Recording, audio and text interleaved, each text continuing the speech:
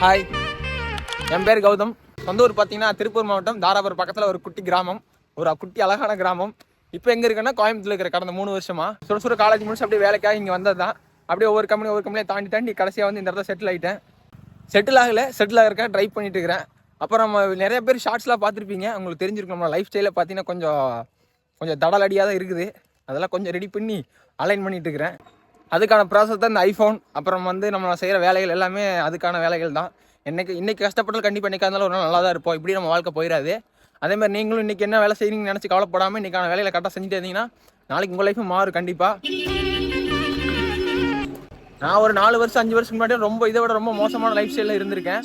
இப்போ பரவாயில்ல, பார்க்கும்போது ரொம்ப எனக்கே ரொம்ப புதுசாக இருக்குது. நீங்களும் அதேமாதிரி இன்றைக்கி ஏதாச்சும் ஒரு வேலை செய்றீங்க, அது உங்களுக்கு பிடிக்கல, யாராச்சும் பார்த்தா தப்பாக நினைப்பாங்க, அப்படிலாம் எதுவும் நினைக்காதீங்க. நான் அப்படி எதுவும் நினச்சதே கிடையாது.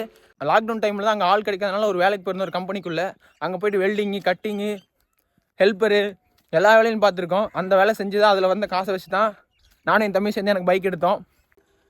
நானும் 12th ஸ்டாண்டர்ட்லேருந்து தனியாக வேலைக்கு போக ஆரம்பிச்சு வீட்டை விட்டு வெளியில் போய் வேலை செய்ய ஆரம்பிச்சிருந்தேன். வண்டி ஓட்ட போயிருக்கேன், தண்ணி கேன் போட போயிருக்கேன், தேங்காய் உரிச்சிருக்கேன். 2-3 வருஷம் தேங்காய் உரிச்சிருக்கேன். தேங்காய் உரிச்சு தான் பைக்கோட கடனெலாம் கட்டினேன். லாக்டவுன் முடிஞ்சு காலேஜ் ஓப்பன் பண்ண டைம் பண்ணி பைக்குக்கான கடனை கட்டணுமேனு சொல்லிட்டு என்ன பண்ணிட்டேன், அந்த பகலில் ஃபுல் டே போயிட்டு இருந்த கம்பெனிக்கு நைட் ஷிஃப்ட் கேட்டு நைட் ஷிஃப்ட் போயிட்டு இருந்தேன். காலையில் காலேஜ் போவேன், நைட் ஷிஃப்ட் போவேன். அப்படி படித்து அது ஒன்றும் யூஸ் இல்லை.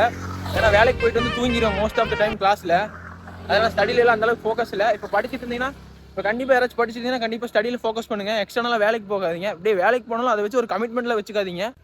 அப்படி கமிட்மெண்ட்டில் வச்சுக்கிட்டீங்கன்னா என்ன ஆகும், உங்களால் வந்து ஃபோக்கஸ்டாக படிக்க முடியாது. எனக்கு அப்படி தான் ஆச்சு. நீங்கள் ஃபோக்கஸான ஆளாக இருந்தால் உங்களுக்கு இது அப்ளை ஆகாதுன்னு நினைக்கிறேன் கண்டிப்பாக. பட் ஆஃப்டர் தட் நான் வந்து என்னோடய லைஃப் ஸ்டைலில் எனக்கான செலவுகளை நான் பார்த்துக்கிற அளவுக்கு கொஞ்சம் வளர்ந்துட்டுருக்கேன்னு நினைக்கிறேன். இன்னும் வளரலான்னு நினைக்கிறேன். அதுக்கப்புறம் ஒரு முக்கியமான விஷயம், உங்களுக்கு எதில் இன்ட்ரெஸ்ட்டுங்கிறத கண்டிப்பாக நீங்கள் கண்டுபிடிச்சி தான் ஆகணும். வேறு வழியே இல்லை. அப்படி கண்டுபிடிக்கலாம் லைஃப் எங்கெங்கேயோ வந்துட்டுருக்கோம். எனக்கு கண்டுபிடிக்க 23 வருஷம் ஆயிடுச்சு போல், 23.25 வருஷம் ஆகி போச்சு போல். இப்போ தான் கண்டுபிடிச்சிருக்கேன். ஆனால் அதுக்கான வேலையில் ஒன்றும் துளி கூட ஆரம்பிக்கல. நீங்களும் உங்கள் லைஃப்பில் எங்கே போகிறீங்கிறத முடிவு பண்ணுங்கள். அப்போ தான் அதுக்கான ட்ரெயினோ அதுக்கான பஸ்ஸில் ஏற முடியும். நம்ம தளபதி என்ன சொன்ன மாதிரி ஏதோ ஒரு பஸ்ஸில் ஏறி எங்கேயோ போக முடியாது. உங்களுக்கான பஸ் வர வரைக்கும் வெயிட் பண்ணி தான் ஆகணும். முதல்ல நீங்கள் எந்த இடத்துக்கு போகணும்னு நினச்சா தான் அந்த பஸ்ஸில் ஏறவே முடியும்.